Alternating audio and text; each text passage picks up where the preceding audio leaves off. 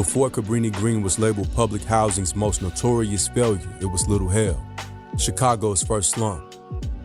It birthed Chicago's Irish and Italian mafia and was home to every vice imaginable. The slums were knocked down in 1942 and replaced by the 586-unit Cabrini row houses. For the local black folk, when the war ended, so did their jobs. Mass unemployment followed. Drug dealer became the #1 occupation of Cabrini's adult males, and the decadence and criminality surged. Demand for housing in the area resulted in the construction of several high-rise projects between 1957 and 1962. Cabrini-Green. Decades later, it was an urban nightmare, the worst of its kind. Here's how the story played out. By the 1960s, the notoriously corrupt Chicago Housing Authority had stopped screening and background checks on prospective residents. It was first come, first served. Many prominent street gangs would move in and make Cabrini-Green home, and it wasn't long before local gangsters took advantage of the vantage points the new towers offered. The Cabrini-Green housing projects were known for their high crime rates, and the sniper shootings of the late 20th century only added to their infamy. Imagine living in constant fear, not knowing when or where the next attack might come from. It was a place riddled with paranoia and uncertainty. On April 5th, 1968, one day after Martin Luther King Jr. was assassinated, the west side of Chicago erupted in chaos. Though the day started with peaceful marches, by nighttime neighborhoods were being destroyed and burned to the ground. There were shootouts with police and mass looting too. Over at Cabrini, at around 3 a.m., snipers were positioned in the high-rise buildings and directed their shots at firemen, prompting a police response. Police officers and National Guardsmen stormed the building the shots were coming from and made their way to the 12th floor. They never found the shooters, but they did find a dead body on the balcony. Curtis Jeffro, 31 of that address. He was dead from a headshot. In the aftermath, local businesses packed up and left, and the neighborhood became even poorer. Even worse, the threat of sniper fire gave cops a new fear of Cabrini-Green.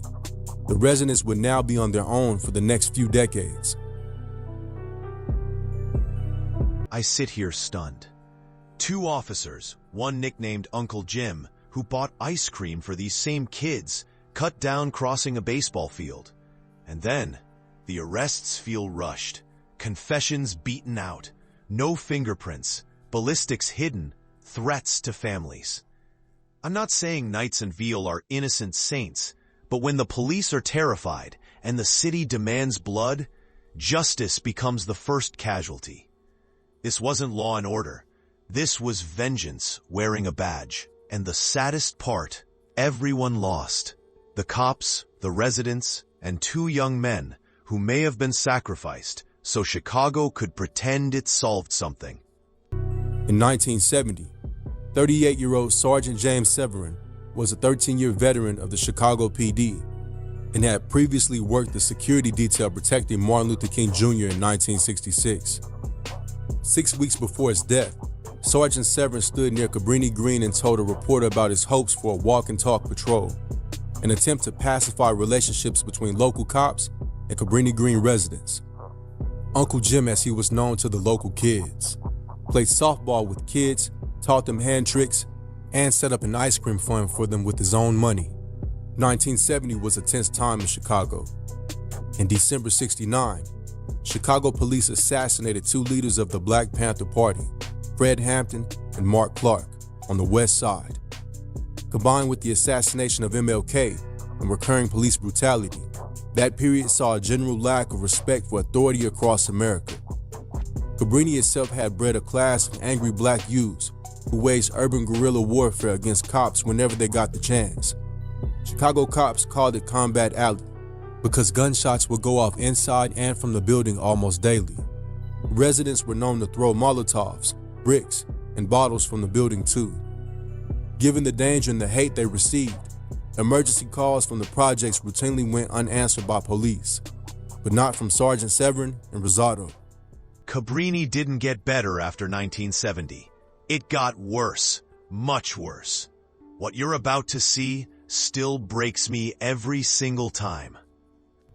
As the court-accepted version of events played out, On July 17, 1970, multiple witnesses and a security guard testified seeing George Knight and Johnny Veal in the vicinity of and inside the building that shots would later be fired from. Veal allegedly asked a security guard if some of the apartments on the 6th floor were vacant. He also allegedly asked some youths around for .30-30 ammunition. Witnesses later saw Veal and Knights with the .30-30 Winchester and the .30-30 Savage rifles. They heard them audibly planning to ice the police too. Knights and Veal then made their way to a 6th floor apartment with their rifles, where they stood on a bathtub to get a better view of the baseball diamond below. A witness saw the barrel of a gun sticking out of a window, and loud shots followed. Witnesses would give accounts of their braggadocious attitude and statements after the shooting. It was an hour before the end of Sergeant Severin's shift when he went to check out the gunfire from the towers. Sergeant Rosado joined him. There was an ongoing cross-building shootout between the Black Disciples and the Deuces, and both cops walked across the concrete baseball diamond as they approached one of the buildings. They say the blast sounded like a shotgun. Sergeant Severin clutched at his chest where there was a baseball-sized hole. He then dropped lifeless. Sergeant Rosado, 10 feet behind him, turned to help, or maybe tried to run for cover, but he didn't get far. The second shot struck him and spun him around. He took a few more steps and then fell. Both officers had been killed with a single shot before they could get their guns out. When backup arrived to recover the fallen officers' bodies, they had to crouch behind cars while rifle fire bounced off the concrete around them. In the ensuing standoff, cops fired hundreds of rounds into the building. When the police got inside the building, now 200 strong, they kicked down doors and searched each apartment 3 or 4 times. Over 100 people were arrested, and the 2 rifles used in the murders were found in an incinerator in the building. George Knights was caught in the sweep. Johnny Veal turned himself in several days later after seeing his wanted status on TV. The people captured were surprisingly cooperative, but the investigations were later marred with accusations of police brutality at the station. The police allegedly demanded a story from each person under threat of violence or prison. At least one person confessed and implicated 3 others. 2 of the accused were Veal and Knights. Veal and Knights would later be sentenced to indefinite terms of 100 to 199 years at the Illinois State Penitentiary. But the trial was marred by a ton of inconsistencies. 7 years old, holding his mom's hand, walking to school.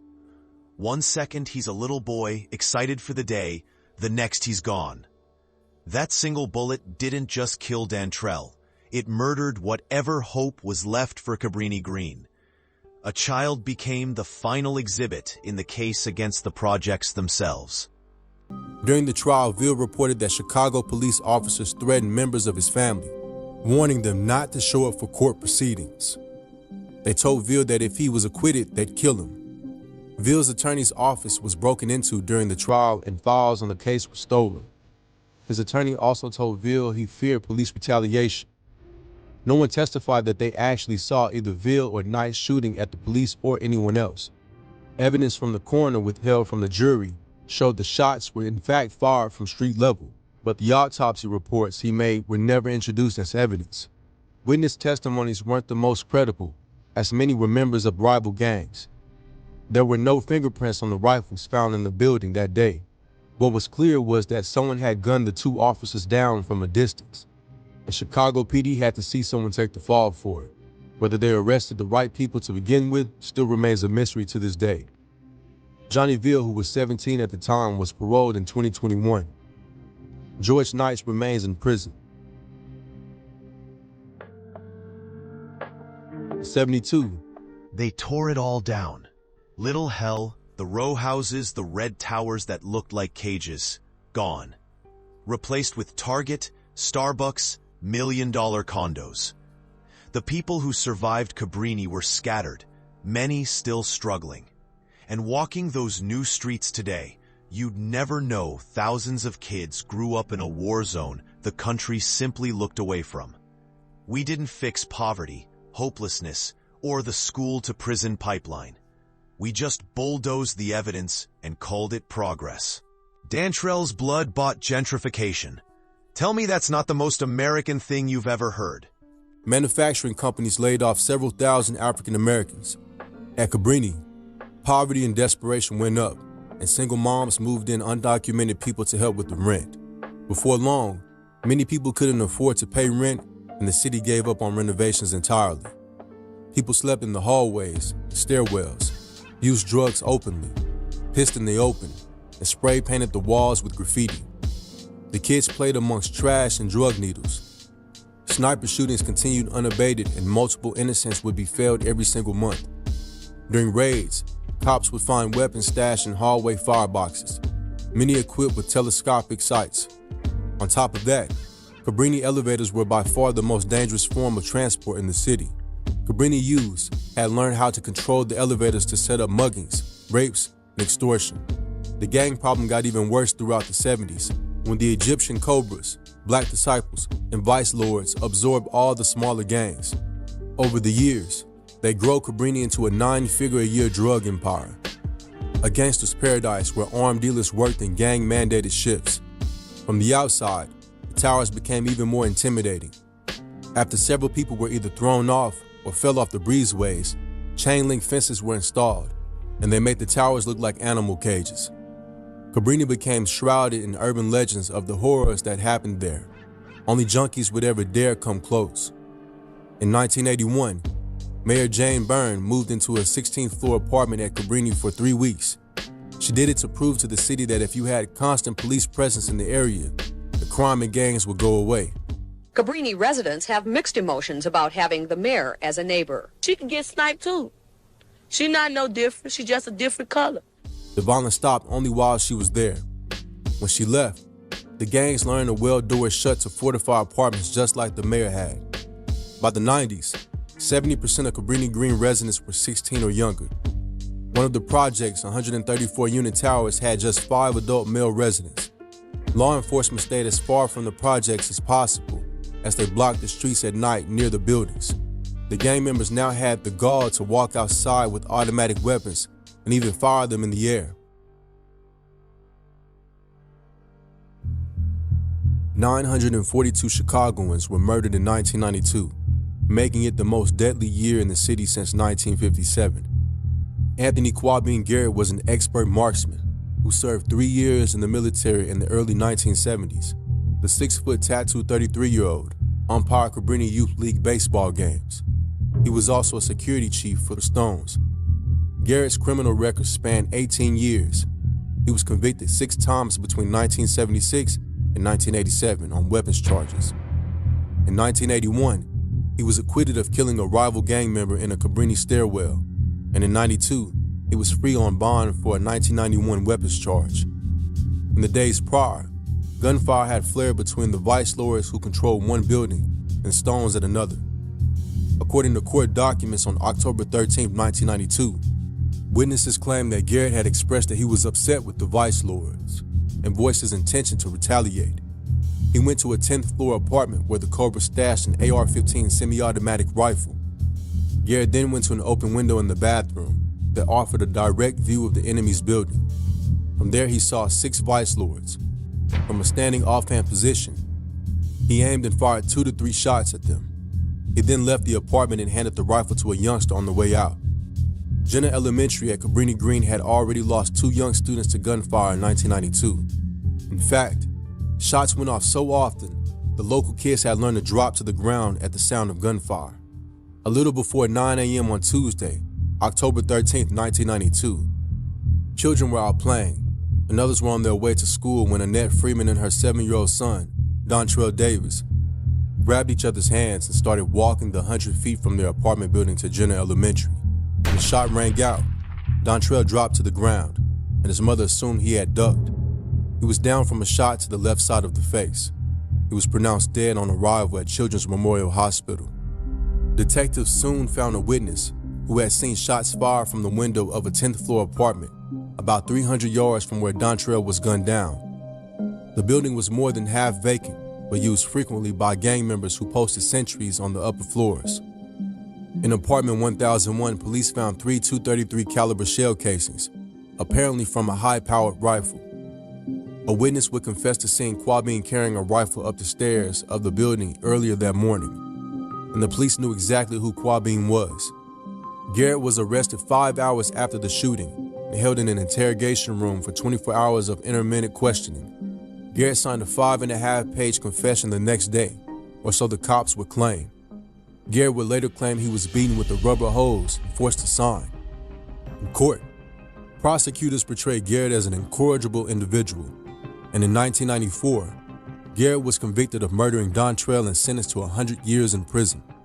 The gun used to kill Dantrell was never found. Dantrell's murder made everyone feel embarrassed. It symbolized everything that was wrong with Chicago that year. In the aftermath, it kicked off a renewed war on drugs and gangs, and one city official suggested calling in the National Guard, a step that wasn't taken. Mayor Richard Daley instead ordered a police sweep of Cabrini buildings for weapons and drugs. Underused buildings were sealed. Metal detectors and stringent security systems were installed in the high-rises, and leaders of 12 street gangs declared a truce. That truce lasted for at least 3 to 4 years.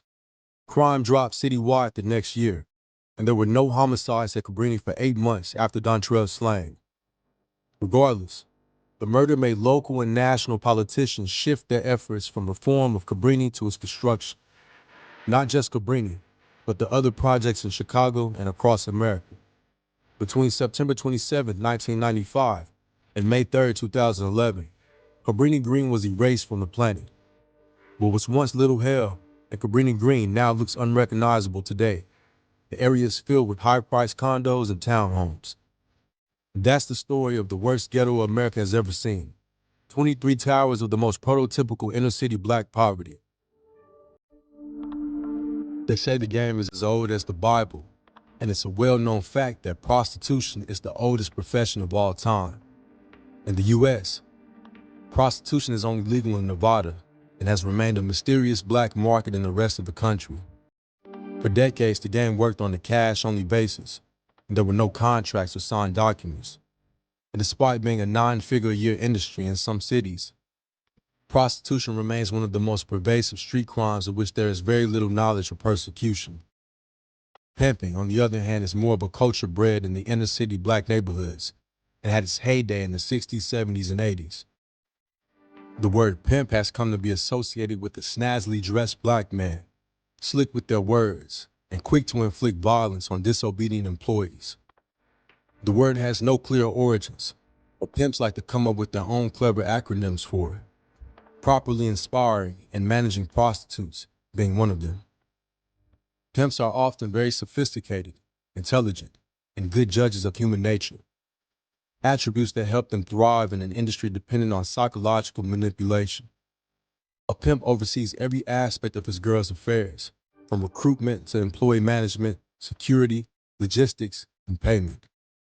When researching for this, often, many a pimp will repeat some of the key tenets of the game in their interviews. One girl is too close to zero. It's in you, not on you. And pimps don't die, they multiply. The list goes on. By the end of their careers, pimps have philosophical views on life, work, and relationship dynamics that ring true in a lot of ways. To them, regular people are wage slaves, whores to the system and government. A pimp's mission in life was to live life to the fullest and on their own terms. They had no concept of taxes or savings, and most spent all their money just as fast as they made it, so they could present an image of excess and opulence. But despite the glitz and glamour, the bosses present the game as largely built on manipulation, coercion, and exploitation. Here's a breakdown of how the pimp game works. Even though not formally defined, the path in the game can be seen as 3 phases of a pimp's evolution.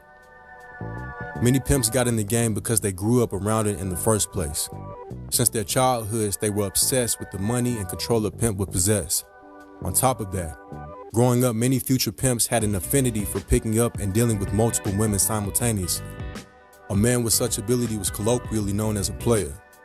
In the 70s and 80s, many aspiring pimps grew up on the works of Chicago's Iceberg Slim and tales of San Francisco's Fillmore Slim's pimping prowess. For mentorship, many would shadow as errand boys for older respected pimps and learn the game from them, while others just started off their own natural game. Pimp status would be achieved when one had multiple girls working under him. They had the money, clothes, and cars to show for it. And many pimps would go on to develop their own respective styles of pimping, which we'll get into later. Max status was reserved for the most legendary pimps like Iceberg Slim, Fillmore Slim aka the Pope of Pimpin', and Chicago's Don Magic Juan. Max were known state and nationwide by both regular folk, law enforcement, and in the criminal underworld. A Romeo pimp is a pimp who leverages emotional attachment to turn a girl out onto the street. They are skilled at manipulating their girl's quirks, insecurities, and vulnerabilities. They are adept at charming women from safe and stable backgrounds too. Love is by far the most reliable recruitment method because it makes the girls more controllable. And Romeo pimps would continually feign affection for the girls for this exact reason. They were known to love bomb girls with attention and gifts, but constantly reminded the girls of how much money they were spending on them to create a sense of debt. All of a sudden, they tell the girl that they were broke and owed money to some bad people. They then ask the girls to work on the streets to get the money back. The girls think the ordeal will be over soon, but the made-up debt never gets paid off, and they stay on the streets in fear of danger. Eloping was another tactic employed by Romeo pimps. Once madly in love with their new boyfriends, the girls would run away with their boyfriend and find themselves in a new unfamiliar city where they had to work to get their boyfriends out of their money problems. Pimps threaten to blackmail and humiliate the family if girls try to call or return home. And if the former two failed, they threaten the girls or their families with harm. The girls were left heartbroken, ashamed, and afraid. Many girls were already on the street to fund their drug addictions, and dealer pimping became a popular style during several inner-city drug epidemics like heroin, crack, and PCP. The crack epidemic in particular forced pimps to diversify into selling drugs on the side, and that's when it became more prevalent. A dealer pimp's vested interest meant keeping the girls strung out on drugs as long as they could, or even introducing them to drugs themselves. With this style of pimping, the girls were essentially paid in drugs. Guerrilla pimping entailed using violence, with the threat of it to get compliance. A guerrilla pimp's tactics would range from threats to regular beatings, to outright kidnapping when recruiting girls.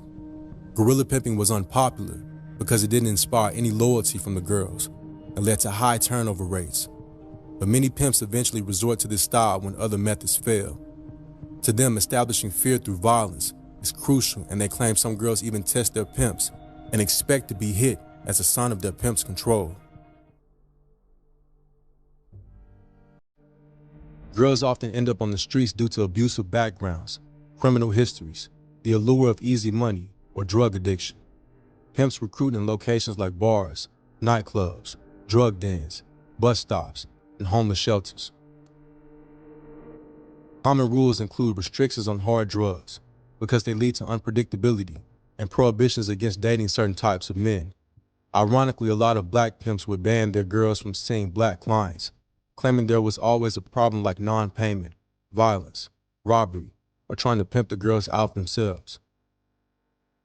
Quotas would vary by day of the week, ranging from 3 to 4 figures daily. Pimps would then collect all the money, often leaving their girls with nothing at the start of each day to motivate them. All the girls' basic needs were catered to by the pimp, so they were rarely paid in cash. Competition is encouraged, with the highest earners receiving attention and affection, while those who fall short are ignored. Managing different personalities was the most challenging aspect of pimping. Fights among girls are common, sometimes even leading to shootings. Pimps delegate tasks to a bottom girl, the most experienced employee, to keep others in line. Other roles include bodyguards, nannies, and drivers. For decades, girls worked on the street at night, making them easy targets for predators or serial killers. Old school pimps used to advertise via phone books, newspapers, and business cards. On the streets, they networked with other pimps to keep tabs on law enforcement, recruitment opportunities, and business destinations. They also worked with hotel employees to get tips on cops and discounts, sometimes even paying them off or offering free services. The AIDS epidemic slowed down the pimp economy significantly around '85. And because of the exploitive nature of the game and the fact that some pimps would actively try to recruit minors, and criminal charge that was once pimping and pandering was changed to human trafficking, a name with a much scarier connotation. Today, pimping isn't what it used to be and has largely moved to the digital realm.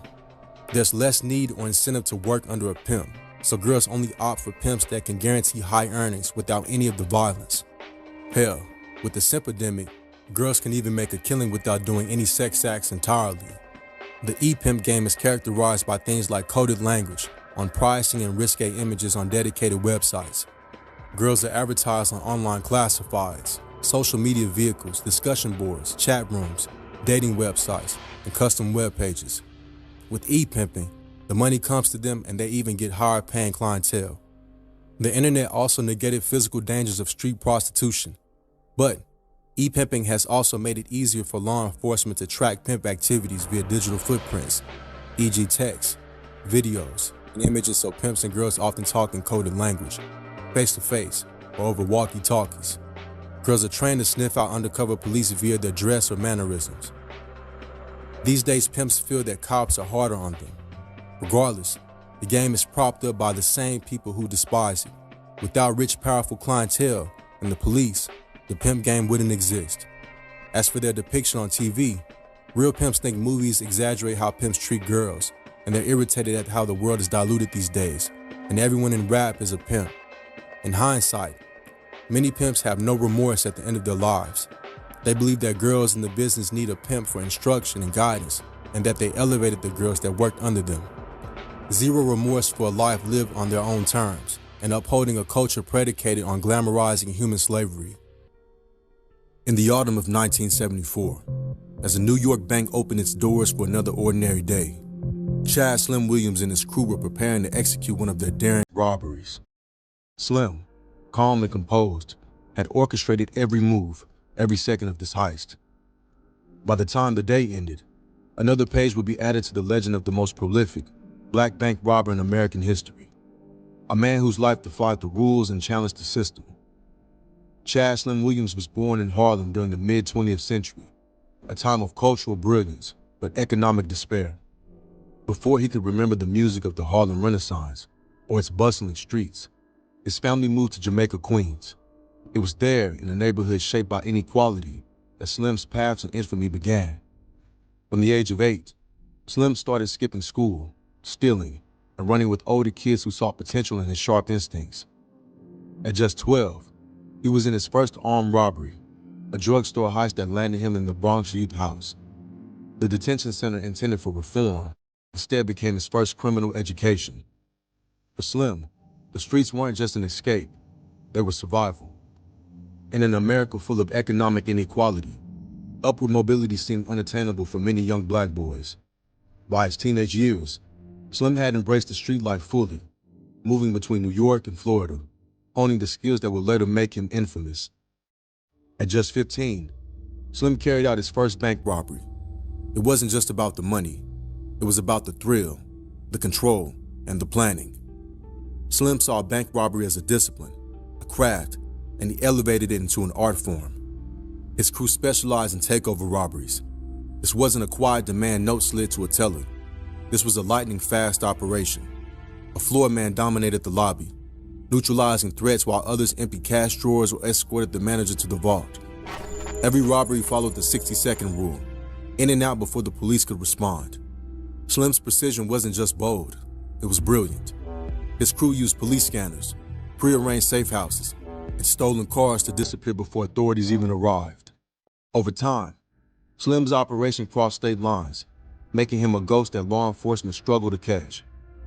For years, Slim's crew remained untouchable, but in the end, it wasn't his mistakes that led to his capture. It was betrayal. An informant, desperate to save themselves, gave Slim up. Arrested on charges of conspiracy, he was sentenced to 10 years in federal prison. But prison wasn't a dead end for Slim. It was just another opportunity to strategize.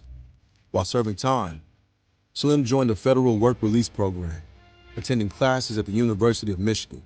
But while he studied by day, by night Slim masterminded another wave of robberies. His alibi as a model inmate gave him cover to orchestrate new heists. Authorities eventually caught on. A raid on one of Slim's safe houses ended in a shootout, and this time, Prosecutors piled on the charges. Slim received a staggering 95-year sentence, a crushing end to his reign as one of the most resourceful criminals in American history. In prison, Slim began a journey of transformation. Earning 2 bachelor's degrees, he became a vocal advocate for education in correctional facilities. He believed that knowledge could break the cycle of crime for others just like him. After serving 15 years, Slim was granted parole. He spoke of redemption, saying, "Education opened my eyes to what I could be. I'm not the man I was."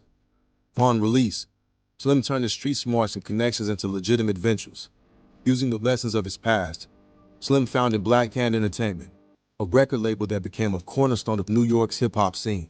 His street credibility and strategic mind made him an invaluable mentor to rising stars like Foxy Brown and 50 Cent.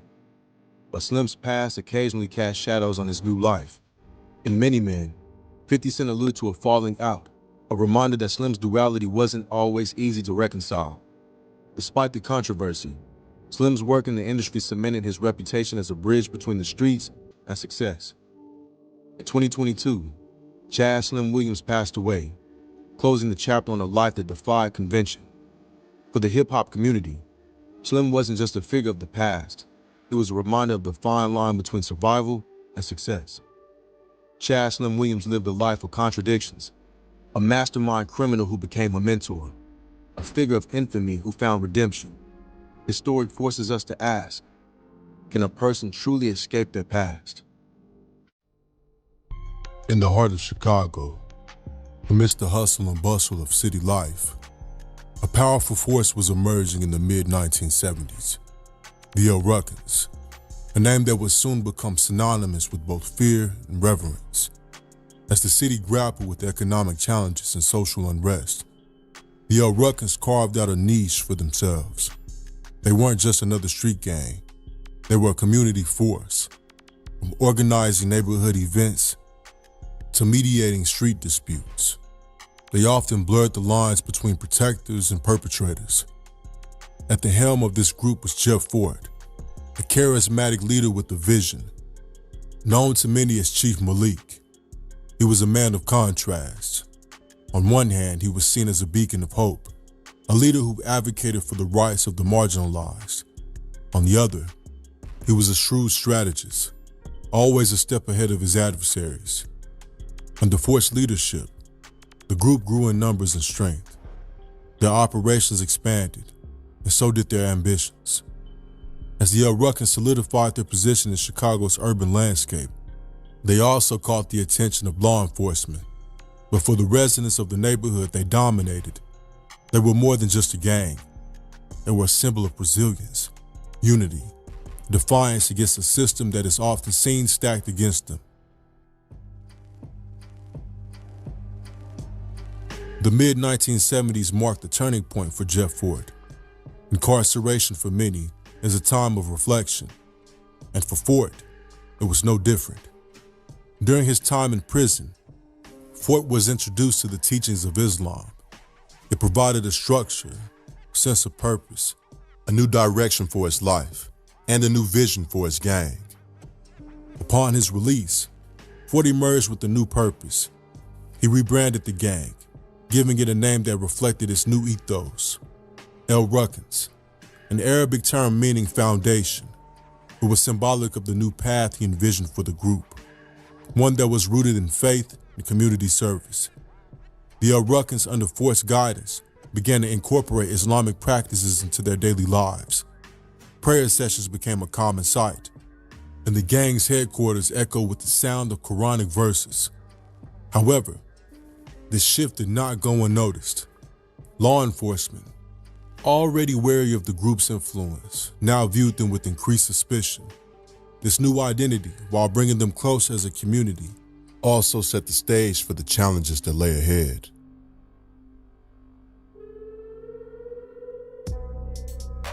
As the El Ruckins grew in influence and stature, they inevitably drew the attention of the U.S. government.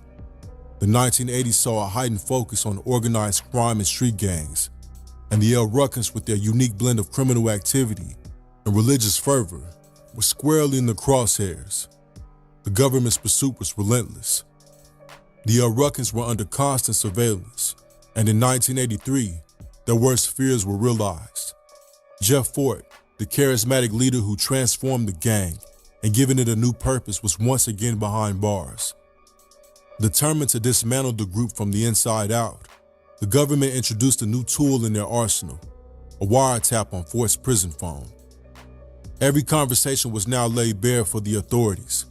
The wiretap provided a window into El Ruckin's operations, their plans, and most importantly, their connection to larger, more sinister plots. Fort navigated the challenges of prison life, unaware of the extent to which his privacy had been invaded. The wiretap will be a game changer, setting the stage for a series of events that would shake the very foundation of the El Ruckins and challenge their place in the annals of Chicago history.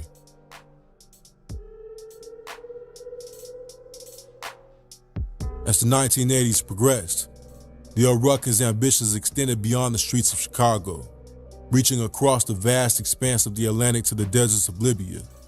The wiretap on Fort's prison phone began to pick up conversations that hinted at a connection far more alarming than anyone had anticipated. Whispers of dealings with Libyan terrorists began to circulate. The El Ruckins, it seemed, had their sights set on a global stage. But what could a street gang from Chicago possibly want with a North African nation? The answer lay in Jeff Fort's aspirations. Inspired by Louis Farrakhan's financial support from the Libyan leader, Muammar Gaddafi, Fort saw an opportunity. If Farrakhan could secure millions from Gaddafi, why couldn't the El Ruckins? With the financial might of a nation behind them, the possibilities were endless.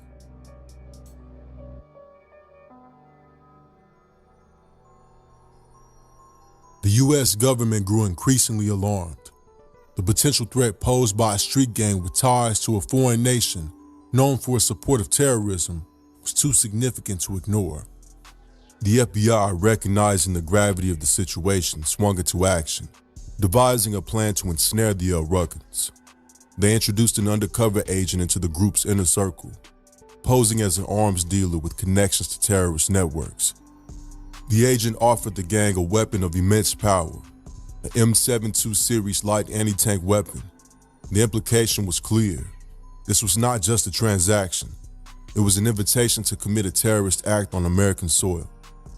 The El Ruckins, blinded by ambition and the allure of Gaddafi's promised wealth, took the bait. Meetings were held, plans were discussed, and the trap was set. In every conversation, every handshake, every exchange was meticulously recorded by the FBI. The sting operation provided the U.S. government with the evidence it needed to act against the El Ruckins. But more than that, it revealed the extent of the gang's ambitions and the lengths they were willing to go to achieve them. The line between street crime and international terrorism had been blurred.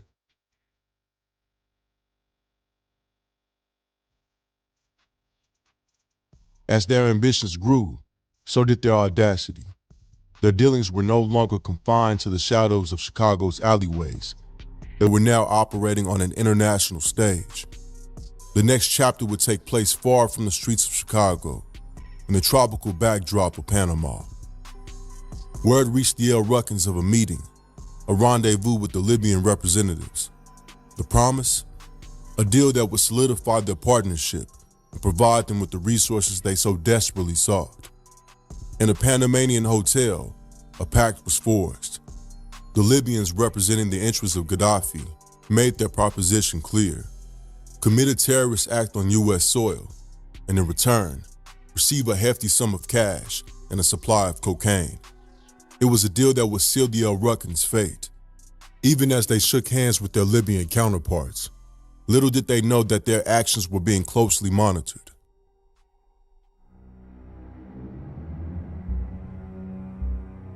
(1987), the year that would see culmination of the U.S. government's pursuit of the El Ruckins.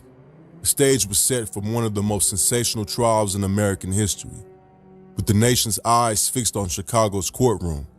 From the outset, it was clear that this was no ordinary trial. The atmosphere was thick with tension and anticipation, and as attendees made their way into the courtroom, they were met with metal detectors and state police dogs patrolling the corridors. Amidst this heightened security, it was the El Ruckins themselves who commanded the most attention. Their distinctive attire set them apart, a bold statement of their identity and defiance. Red fezzes adorned their heads, while their bodies were draped in white flowing robes, fur coats, and cornrows. The trial was a media frenzy. Reporters jostled for the best positions, their cameras capturing every moment. The prosecutor's opening statement set the tone. This case concerns organized crime with a twist of terrorism. As the proceedings began, the weight of the evidence against the El Ruckins became clear. The wiretaps, the sting operation, the meetings in Panama. It all painted a picture of a gang that had overreached, blinded by ambition and greed. But as the evidence was presented, they remained defiant.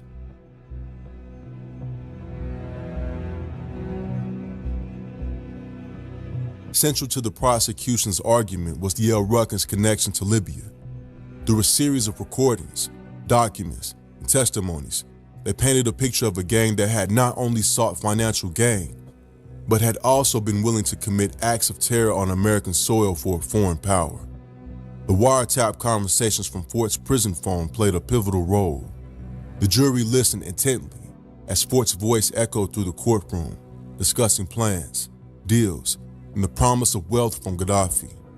The recordings provided a rare insight into the inner workings of the gang and their international ambitions.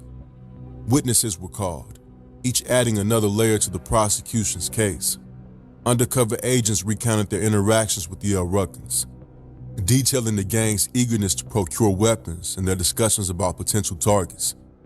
The testimony from the sting operation was particularly damning, with agents describing how the group had been willing to purchase an anti-weapon for a terrorist act. But perhaps the most compelling evidence was the account of the meetings in Panama. The prosecution presented a timeline, corroborated by hotel records, flight details, and witness testimonies that placed them in direct contact with Libyan representatives. As the days turned into weeks, the weight of the evidence seemed insurmountable. The El Ruckins, once feared and revered on the streets of Chicago, were now on the defensive, battling not just for their freedom, but for their very legacy.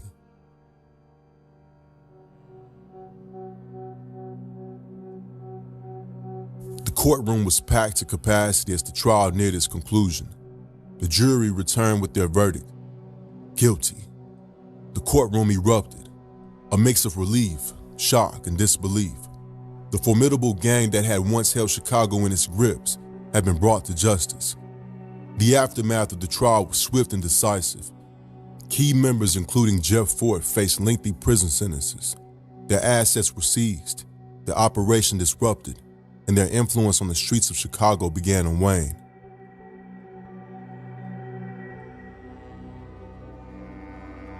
In the wake of the verdict, questions began to emerge about the conduct of the prosecution. Allegations of prosecutorial misconduct surfaced, casting a shadow over what had been hailed as a significant victory against organized crime. Rumors of bribes, coercion, and the suppression of evidence began to circulate, tainting the integrity of the trial.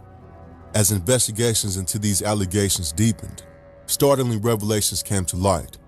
It was discovered that some witnesses, key to the prosecution's case, had been provided with drugs and other favors while in custody. The fallout was immediate and far-reaching. Several El Ruckin drug cases, previously seen as open and shut, were re-examined. In some instances, convictions were overturned, leading to the release of members who had been incarcerated based on questionable evidence.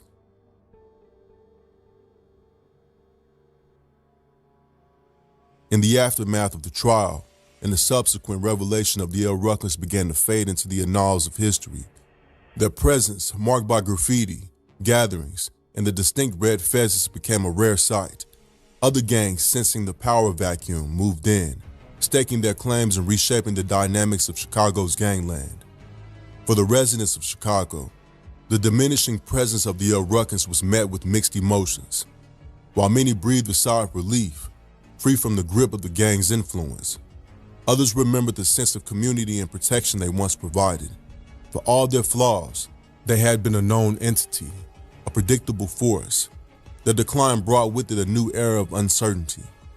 Today, the El Ruckins exist mostly in memories and stories.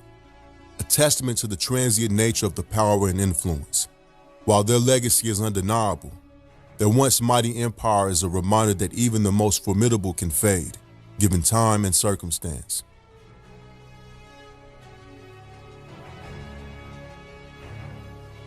As the years pass and the world continues to evolve, the story of the El Ruckin serves as a cautionary tale. It reminds us of the ever-present challenges of urban life, the complexities of global politics, and the thin line that separates ambition from overreach. In the chapters of American history, the El Ruckins will forever be remembered, not just for their crimes, but for the profound impact they had on the nation's psyche.